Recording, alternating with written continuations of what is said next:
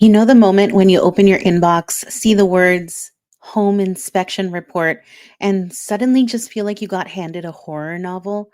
Photos of mystery stains, dramatic red font, and at least three mentions of further evaluation recommended. It's giving HGTV panic montage, right? I'm Anna Franklin, your cafecito-fueled real estate fairy godmother. And today I'm here to talk you off the ledge and into the know. Because guess what? That terrifying home inspection report, it's not a death sentence, it's a flashlight. And with the right realtor by your side, me, it can actually be your best tool for negotiating and protecting your investment. In this episode of Keys and Cafecito, we are breaking down what inspection reports really mean, what to worry about, what not to stress over, and how to stay in the driver's seat without losing sleep. Let's get into it. First of all, let's talk about what a home inspection really is. It's not a pass or fail kind of test. Your inspector is not giving the house a gold star or a big red X. Their job is to tell you what you're actually buying, warts and all. Inspections are designed to surface any issues, big or small, so that you can make a smart, informed decision. So, yes, the report is super long, and yes, the photos and the language can be very dramatic, but it doesn't always mean the house is falling apart. Even a brand new build can come back with pages of notes. So, let's talk about a few things that sound alarming, but are actually super common and usually not deal breakers. A loose outlet or missing GFCI that is super common on a report. It's a 5-minute cheap fix.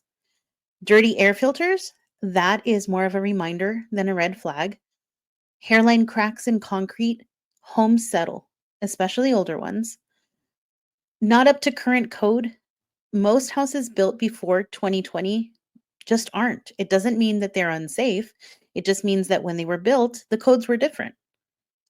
These are things that you can address after closing, or you can use these to negotiate small credits, but they're definitely not reasons to panic. So, what are the things that we might need a second look on?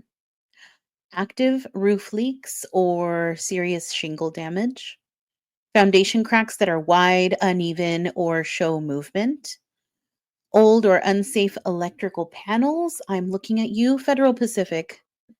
Sewer line issues like tree roots in the line, I have been there. Mold or moisture damage, especially near plumbing. These don't actually mean that you should walk away, but they are worth investigating further. You may want to bring in a specialist, get quotes, and think about repair costs. And remember, this is where having a level headed realtor makes a big difference. Not your cousin who binge watched HGTV and suddenly thinks they're a contractor. So let's say that your inspection turns up a few major things. Now what? You have options. You can request repairs. You can ask for a seller credit at closing so that you can handle the work your way with your preferred contractors. Or if it's really too much and the sellers really won't budge, you can cancel, but that's rare. Recently, I had a client whose report showed tree roots in the sewer line. Fun times, right? The roof only had a few years left. I'm talking 1 to 3 years left for the life of the roof. Luckily, my buyer's a plumber, so we negotiated a credit for materials only, saving thousands of dollars on labor. He didn't mind doing it himself. And we also brought in a roofer to get an honest estimate, and we used it to negotiate a fair credit. It's really about knowing what to push for and having a plan. So let me tell you a quick story.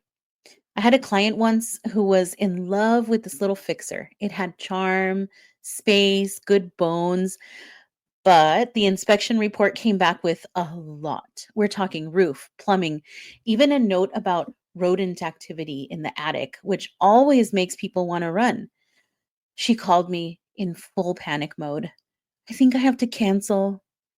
But I told her, let's break this down. We brought in a roofer, got a second opinion on the plumbing, and found out the rodent stuff was actually very old, like dried up from probably years ago and was just never re-inspected. In the end, we got thousands of dollars in seller credits, and she got the house that she loved with peace of mind. So trust, there's a path forward, even if it looks a little bit messy at first. Here's what I want you to remember: every home has something. There's no such thing as a perfect inspection. Your job isn't to find a flawless house, it's to find a good home that fits in your budget and to walk into it informed. So when that report hits your inbox, don't panic. Call your realtor, read it with cafecito in hand, and make a plan. And if you need help making sense of it, I'm always just a message away. If you found this episode helpful, send it to a friend who is mid escrow and hyperventilating. And hey, leave a review if you are enjoying Keys and Cafecito, or give us a 5-star rating. It really helps more people find this little corner of calm in the real estate chaos. Until next time, stay grounded, stay caffeinated, and I'll see you on the next episode.